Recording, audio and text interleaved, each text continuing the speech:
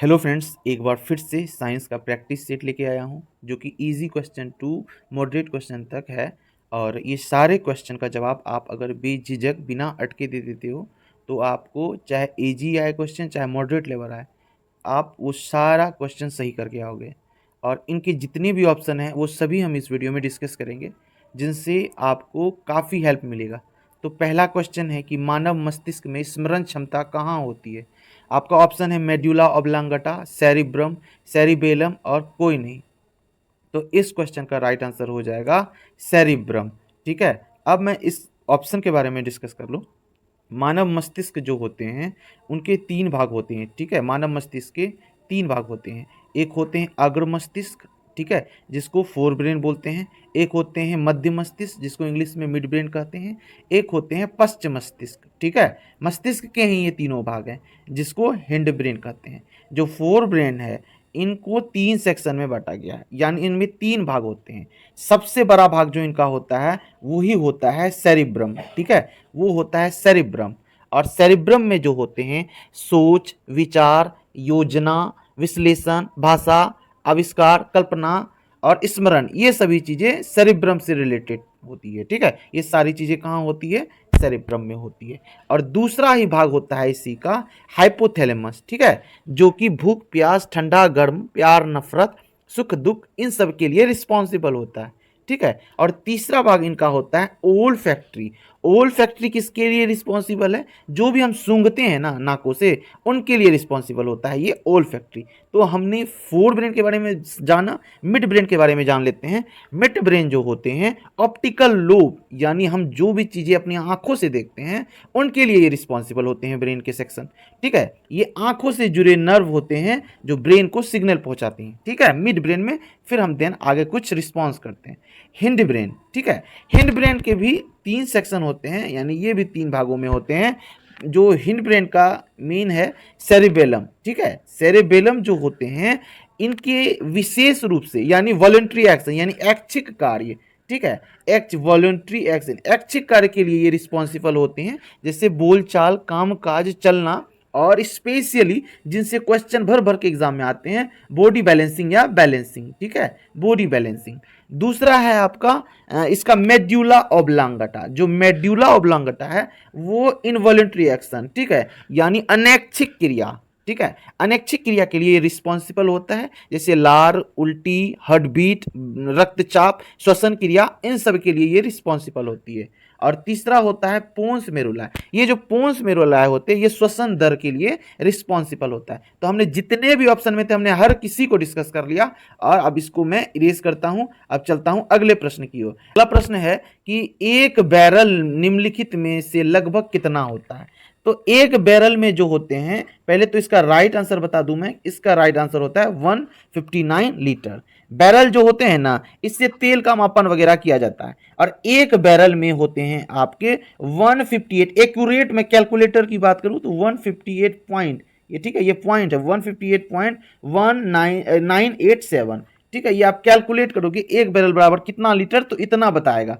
ठीक है, ये तो ऑप्शन में रहेगा नहीं पूर्णांक में, तो अगर 159 है तो इस प्रकार 159 टिक कर देंगे। अगर यहाँ पे अगर आपको ऑप्शन में ऐसा दिखे तो आप ये भी टिक आउट कर सकते हो। ठीक है, अब इसको इरेज करते हैं, चलते हैं अगले प्रश्न की ओर। अगला प्रश्न है कि वॉशिंग मशीन का कार्य सिद्धांत है।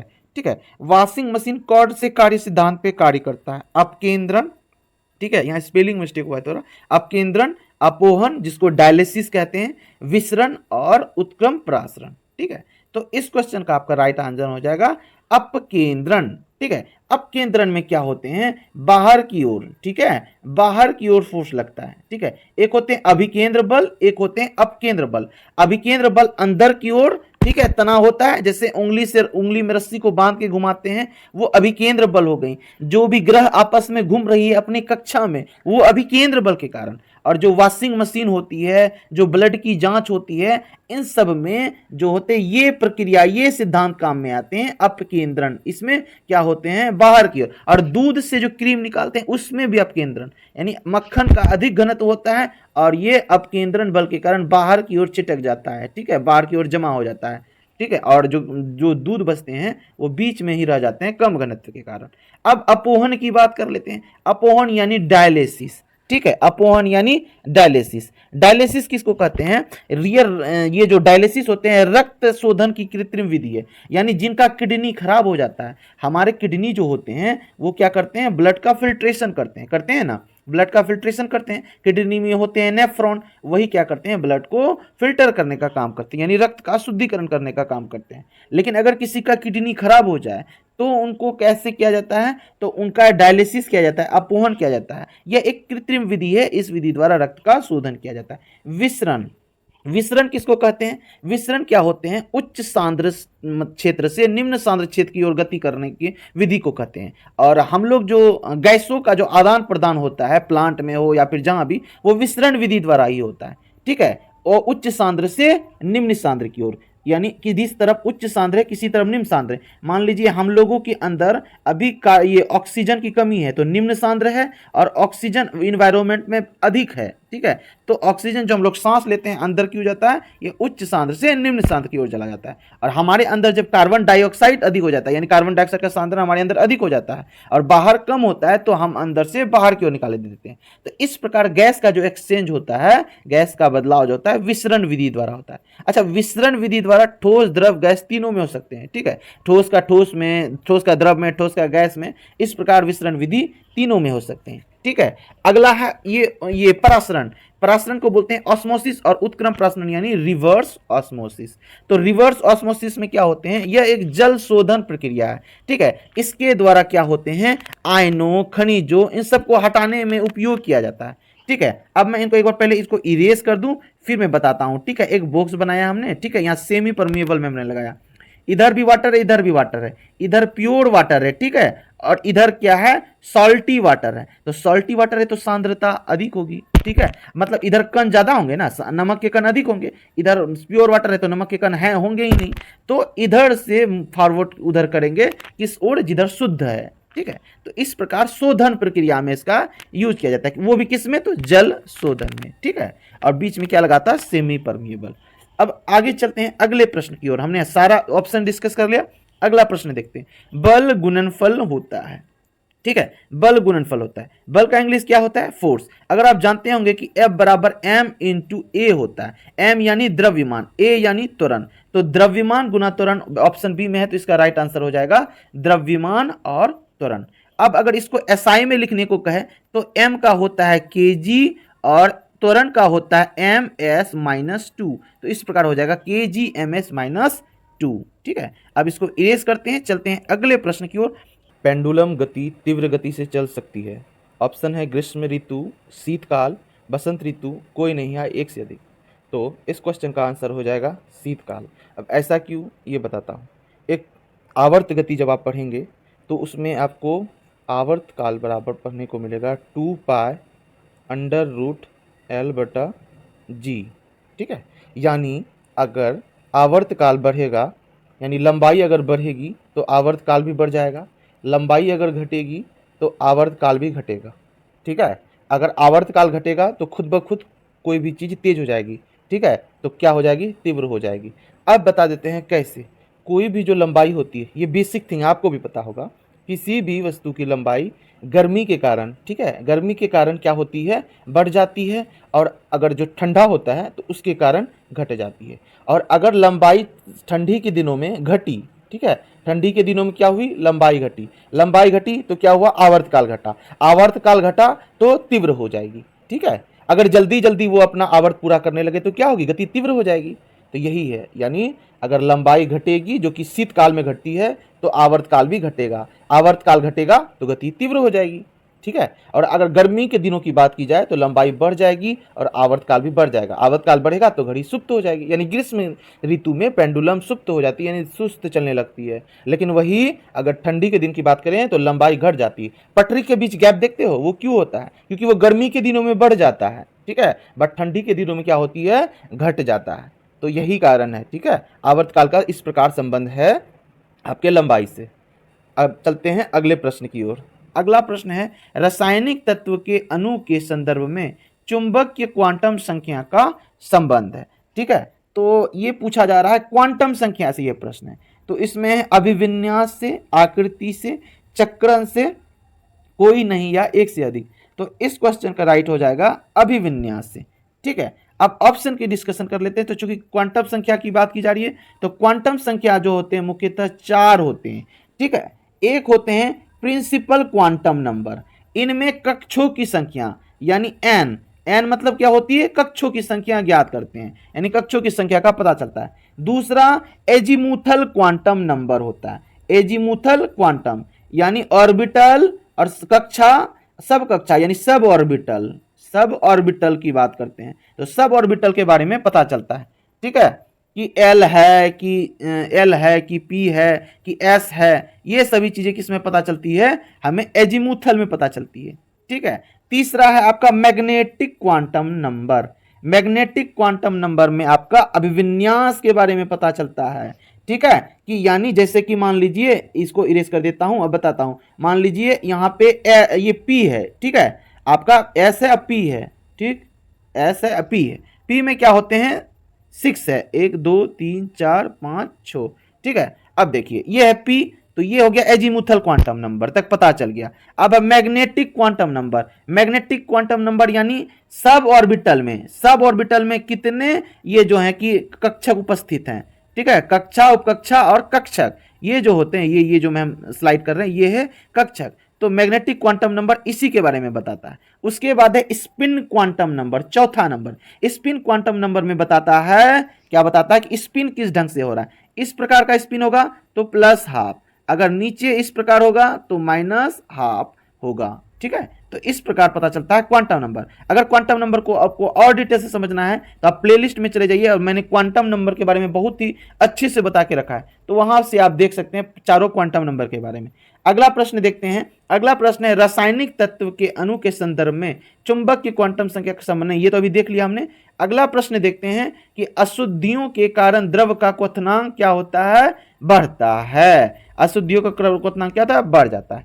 क्वथनांक यानी जितने टेम्परेचर पे पानी बॉयल होने लगे, 100 डिग्री सेल्सियस पे बॉयल होने लगता है। ठीक है, अब 100 डिग्री सेल्सियस पे जो चीज बॉयल हो रहा है उसके लिए हमें 101 डिग्री सेल्सियस टेम्परेचर पड़ना पड़ रहा है, तो क्या हो रहा है, क्वथनांक बढ़ गया ना, यानी और ज्यादा हीट देना पड़ेगा, तो इसीलिए है कि क्वथनांक बढ़ गया। अगला प्रश्न देखते हैं। अगला प्रश्न है कि भूपर्पट्टी में पाए जाने वाले सर्वाधिक तत्व है ऑक्सीजन, नाइट्रोजन, मैग्नीशियम या सिलिकॉन। तो इस क्वेश्चन का राइट आंसर हो जाएगा ऑक्सीजन, की क्योंकि क्रम देखिए, ऑक्सीजन, सिलिकॉन, एल्यूमिनियम, फेरॉन। ठीक है, सबसे अधिक ऑक्सीजन, फिर सिलिकॉन, फिर एल्यूमिनियम, फिर फेरॉन। ठीक है, सबसे अधिक क्या तत्व पाए जाते हैं, तो ऑक्सीजन पाए जाते हैं, ये बात ध्यान दीजिएगा। ठीक, फिर दूसरा नंबर पे सिलिकॉन, फिर तीसरा एल्यूमिनियम और फिर जाके फेरॉन होगा।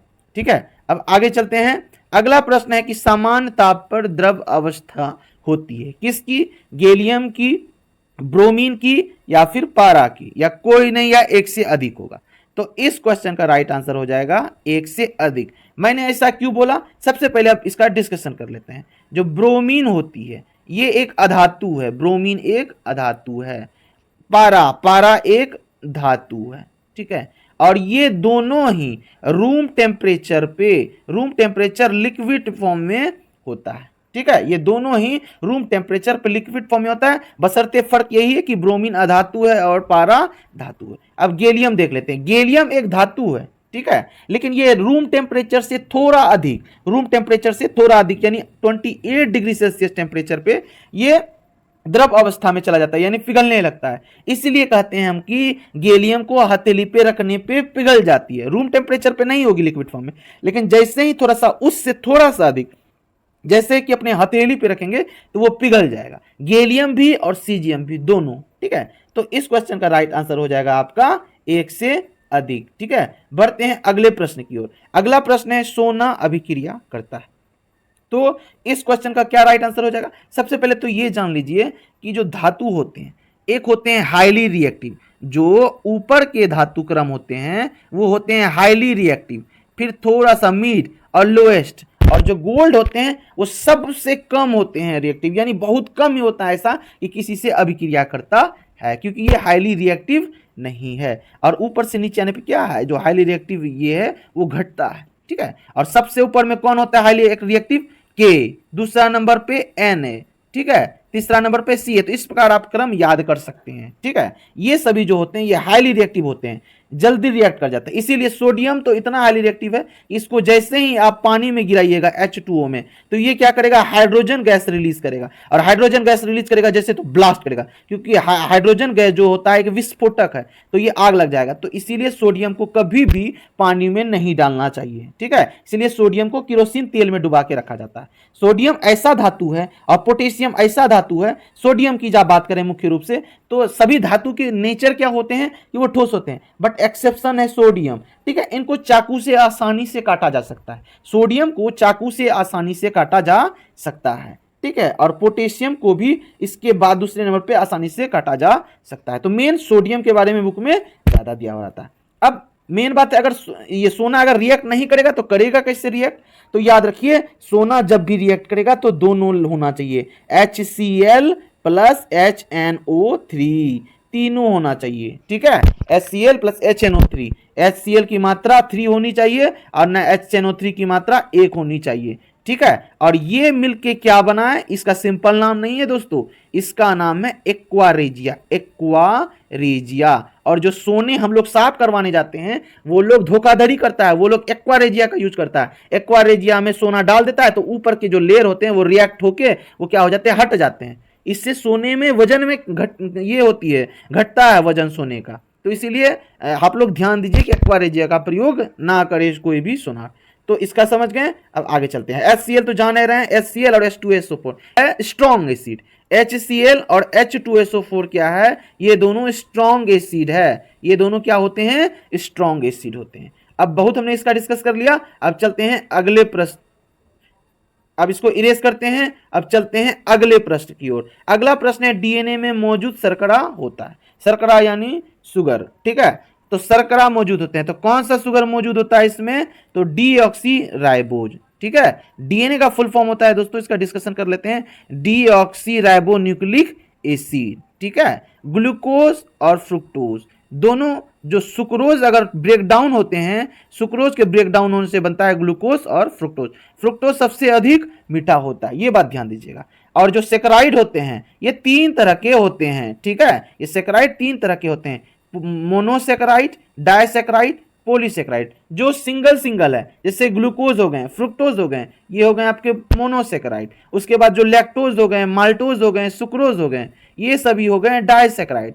और पॉलीसेक्राइड जैसे ग्लाइकोजेन हो गए, जैसे आपका सेल्यूलोज हो गया, ये सभी क्या हो गए, पॉलीसेक्राइड हो गए। तो बढ़ते हैं अगले प्रश्न की ओर। अगला प्रश्न बस यहीं तक था।